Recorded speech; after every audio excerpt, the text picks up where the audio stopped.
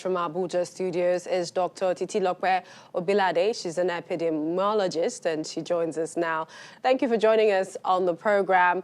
I'd like to begin by asking about our healthcare system. If it is a result of inconsistent policies of government over the years, or perhaps of doing the same thing and not getting any different results, or rather putting the wrong policies in place. Thank you for having me. A lot of things go into what we presently have in our situation. First of all, let's look at the budget. How much of our gross domestic product do we give to our healthcare system? We give less than 5%. WHO, though, acts as a guideline, assumes we should give like 5% minimum, but we've been giving less than 5%. And over the years, it's been getting less and less.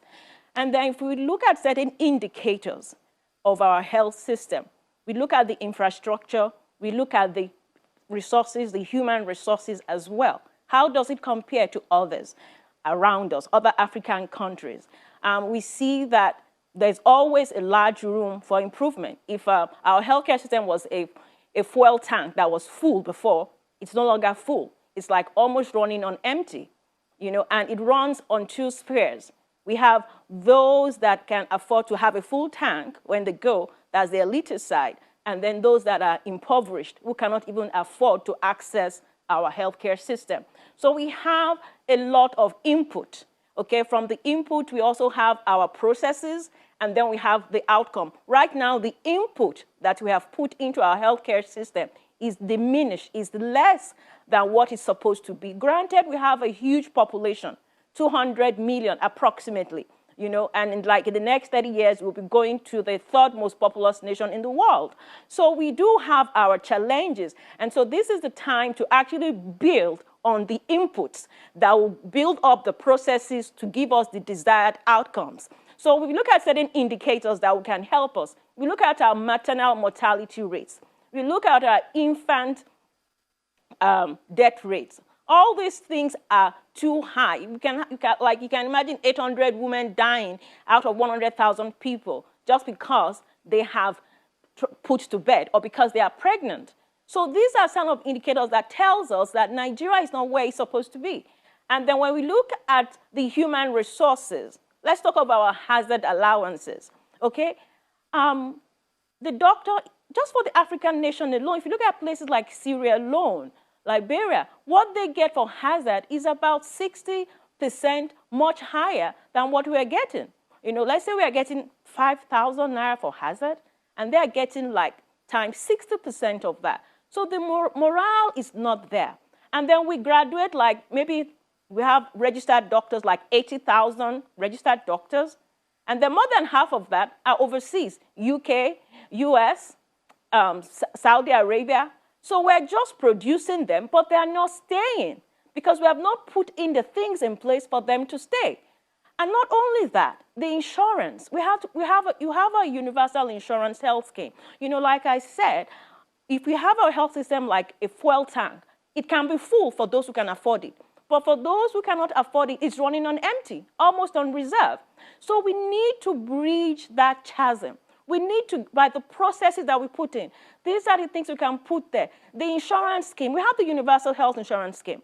Okay, it's getting there, but it has not reached there. And then the informal sector, okay, the vulcanizer, how can they tap into it? Do they have a community-based insurance scheme?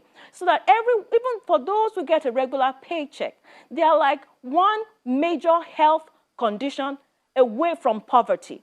A major health condition comes to them, and they're impoverished. They have to go and, if they have a house, put it for sale, and this is not how it's supposed to be. So when emergencies like we have a pandemic comes, where is the resource to gather it? Because what has been inside, the input, like I said, is not sufficient, but the process is to give us the desired outcome. So we need to work on our inputs.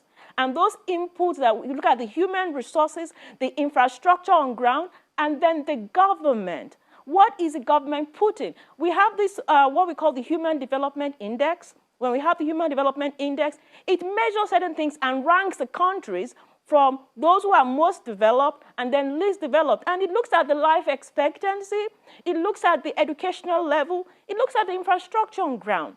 So Nigeria is coming like, 159th, and if you look at the country that's like at the top, we see something like Norway. Let's look at their indices for health. They have like 10% of their gross domestic product for health alone. So the difference is clear. So we really have to work on our input. The input that we need to have, we need to explain it to our leaders, because we can't always blame our leaders, because there's so many ways that they are stretched. Education is there asking, defense is there asking, but with health. Like there's also funding challenges. Well, you've spoken crisis, extensively about this, and we'd really like to appreciate your insights and analysis on this very important issue. Thank you so much, Dr. Titilope Obilade, an epidemiologist, joining us from our Abuja studios. Thanks for having me.